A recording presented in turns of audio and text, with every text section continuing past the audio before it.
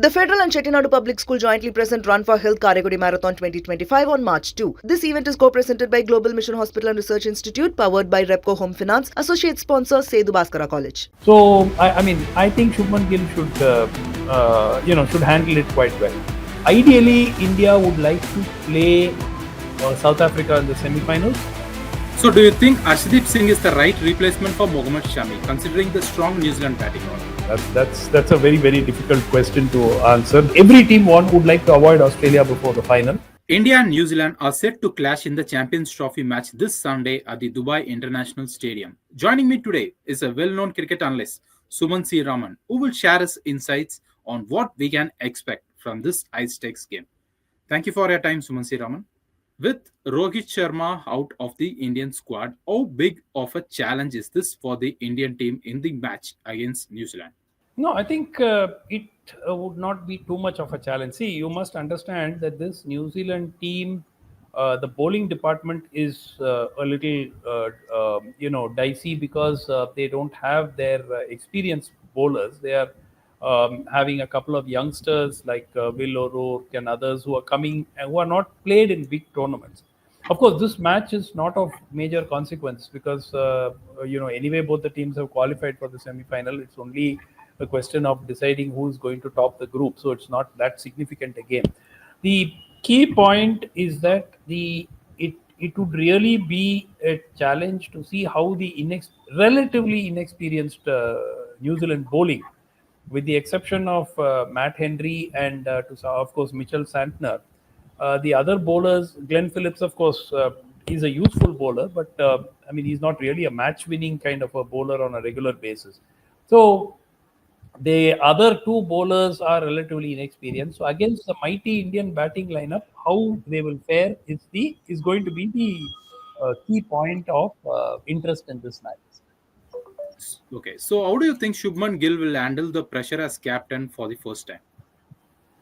I don't see great pressure because it's not a must-win game. Even if India lose, we are still through. So I don't see this as a game where the pressure is going to be tremendous, like a knockout game. So I think Shubman Gill should handle it quite well. Yeah. So coming to the batting department, what are your thoughts on KL Rahul opening the innings alongside Shubman Gill? Well, it's now a necessity because if Rohit Sharma is not there, then Rahul necessarily needs to open the batting. Like I said, if it was an important game, then these things would have become significant. But I don't think for this particular match, it's of huge import. The key part is, would India like to play South Africa? Possibly, yes. Would we like to play Australia in the semi-finals? Possibly, no. So, right. So, the point really is we will know who is going to top the group only once the remaining matches in that group are completed. So, after South Africa's last game and Australia's last match. So, I think that ideally India would like to play South Africa in the semi-finals. Again, possibly because South Africa, from a batting perspective, are not a huge force, even though they've been doing well of late. So my thinking is that India would be watching very keenly what happens in the other group and sort of be happier to play South Africa. Yeah. So how do you see Rishabh Pant's inclusion into this squad? Well, I think that look, if the team wants to add a little more, power hitting option down the middle order, I think Rishabh Pant comes into the equation. But I'm not totally convinced because he's been on and he's been off in terms of his form as well. So I'm not terribly convinced, but if had Rohit Sharma been fit, then I don't think that they would have changed the squad, without any particular compulsion. So do you think Arshdeep Singh is the right replacement for Mohammad Shami, considering the strong New Zealand batting order? Look, who else is there in the squad? You don't have any other pacers left in the ranks. Bumrah was withdrawn, and after Bumrah was withdrawn, you're left with just Harshit Rana and Arshdeep. In fact, I expected Arshdeep to play in the earlier matches ahead of Harshit Rana. That didn't happen. So now he is the logical replacement because he's the only one who's there in the squad, and he needs to be fitted into the team. So having said that, again, that makes the attack slightly less experienced when you're replacing Shami with Arshdeep.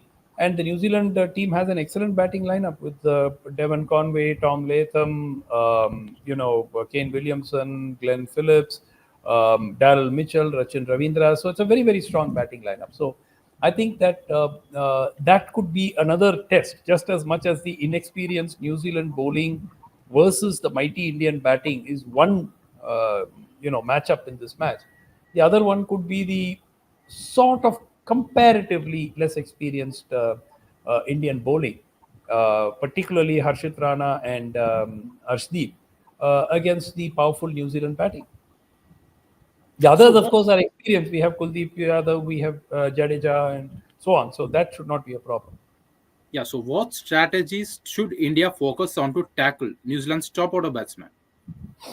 See, the point is, New Zealand's top order batsmen, by and large, are a very, very calm lot. And I think that that is why it becomes so difficult because they are not the excitable types. They're not the types who will throw away their wicket. So, Devon Conway, would hardly ever be seen doing something crazy in the first 3-4 overs and throwing away his wicket. So, neither would Kane Williamson be seen doing something like that. So, they are very calm players. They're all extremely experienced players, and very professional players. So I think that India needs to, I mean, from the bowling perspective, they need to get the ball in the right spots, right, and consistently so. And there are going to be very, very few free lunches out here. New Zealand is also a fantastic fielding team. We've seen somebody like Glenn Phillips, probably arguably one of the best fielders in the world, along with, say, Jadeja. So I think we need to understand that this would be a tight contest. The good part for both the teams is, a defeat is not going to knock them out of the tournament, but it may pit them against Australia, which I'm sure every team would like to avoid Australia before the final. So I'm sure New Zealand would also want to avoid Australia.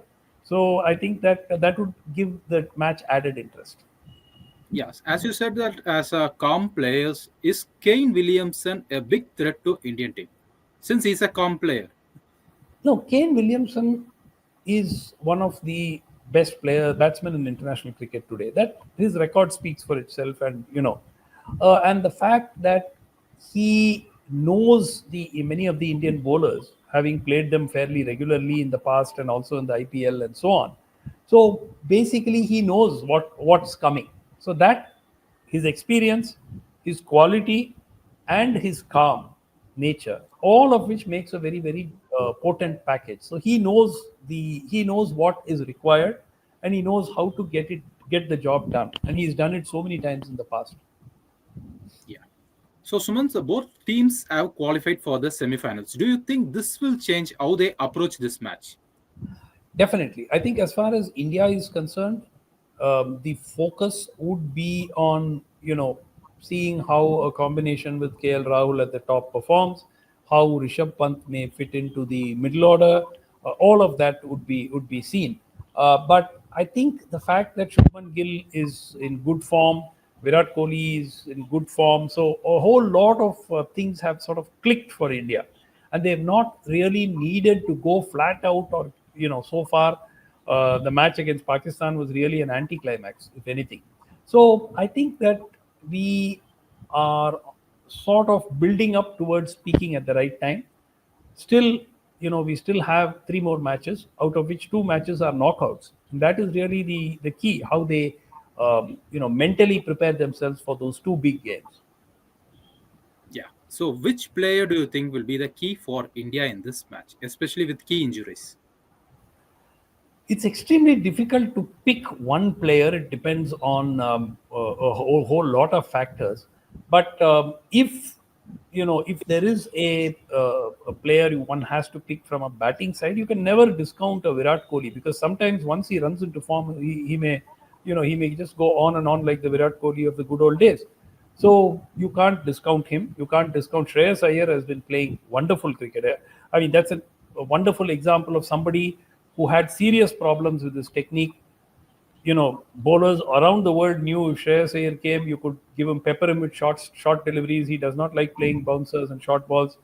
He went back to the domestic cricket. He played all the formats of domestic cricket and then came back in a improved form. So Shreyas Iyer is playing very well. Shubman Gill is in great form. So I would expect the Indian batting to revolve around these three, but nobody can discount a KL Rahul. So I think that there is a lot of potential. As far as the bowlers, Kuldeep has had a good, wonderful game against Pakistan. He had a very good match. So I think Hardik has been delivering the goods with key wickets at important times. So even though he's not, he's a sort of fifth bowler in the pack. So I think everyone has been stepping up. For me, I'd like to see how Harshit Rana and Arshdeep Singh perform against the New Zealand batting. I think that 20 overs could be important in the overall context. Okay. So, how do you rate India's chances of winning this match and carrying the momentum into the semifinals? I would honestly, after seeing the New Zealand bowling lineup, I would probably go with a 65-35 in favor of India. Having said that, it just takes two or three or four good overs and maybe 4 or 5 good wickets falling in a heap for the match to change. But New Zealand will be a very, very competitive team, and they're not going to take this game lightly. They will also give it 100%. And I personally think India would be favored to win, but then again, and that's primarily because of New Zealand's weak bowling attack. Okay. So, They who have will at be the least 30 overs which they have to fill. Matt Henry, Mitchell Santner, and Glenn Phillips, between them will take over 30 overs. There'll still be 20 overs which somebody has to make up with Will O'Rourke and maybe one of the other part-time bowlers will have to chip in. So those would be the opportunities for India. Okay, so coming to the New Zealand side, who will be the most threat to the Indian batsman? I mean, in the bowling Oh, department for New Zealand. see, Matt Henry has been a traditional threat. He's also the most experienced bowler. Mitchell Santner, again, on a wicket like Dubai, can definitely hold his own. Whether he will run through the batting is not the issue. The point is whether he can keep it tight, and so he could be a distinct threat. Glenn Phillips, because of the nature of the wicket in Dubai, will also be competitive. So between them, I expect them to sort of do the bulk of the bowling for New Zealand, and those 30 overs, whether they can keep it tight enough, whether they can contain the batsman sufficiently so that even if there are runs leaking in the other 20, it can still be kept to a manageable score. That would be an important point. So, what should India do if they win the toss? Should they bat first or should they bowl first? I think mostly many of the teams have sort of tended to sort of uh, choose on the day. It has not been a standard decision that anybody who wins would choose to bat first, or anybody who chooses to win would chase. In this tournament, there have been occasions where teams have won the toss and chosen to field. Honestly, I don't think that would make such a big difference to the game. I think that you know both teams have ammunition in the batting department. Both teams have little concerns in the bowling department, but I think New Zealand have bigger concerns in the bowling department, and that's why I think India would have the edge. So, what should be India's projected score if they bat first? That's a very, very difficult question to answer. Today, even 320 gets chased down. Again, it depends on the conditions on the day, and the wicket. So generally, teams have been the matches which have been played in Pakistan. Some of them have been high scoring. Some of them have been abandoned without a ball being bowled because of rain. But I think generally a 300 plus score to keep this New Zealand team in check. Unless the wicket is doing something, India would need a 300 plus score on the board. Okay. So, Sumant, Big game. Sumant, one final Yeah. question. Who will be Sumanth C Raman's predicted playing 11 in Indian team? Predicted playing 11 would probably be, Shubman Gill and KL Rahul with Virat Kohli at 3, Shreyas Iyer at 4, Rishabh Pant at 5, Hardik Pandya at 6, Ravindra Jadeja at 7, Akshar Patel at 8, Harshit Rana at 9, Arshdeep Singh at 10, and Kuldeep Yadav at 11. That's probably my playing 11, and it is possible that the team may want to gamble with Yashasvi Jaiswal and keep Rahul lower down the order and not include Pant. I mean, all these combinations are possible. Okay, so should they include Varun Chakravarti into this squad since he's a spinner? I would not think they would, because if Kuldeep is on a roll and he's doing well, in his last match he's picked up 3 wickets and he's bowled well, I don't know. It would seem a little unfair to drop him. And I don't think India can afford the luxury of resting and playing a team which is not their number one team, because clearly we don't want to play Australia in the semi-finals.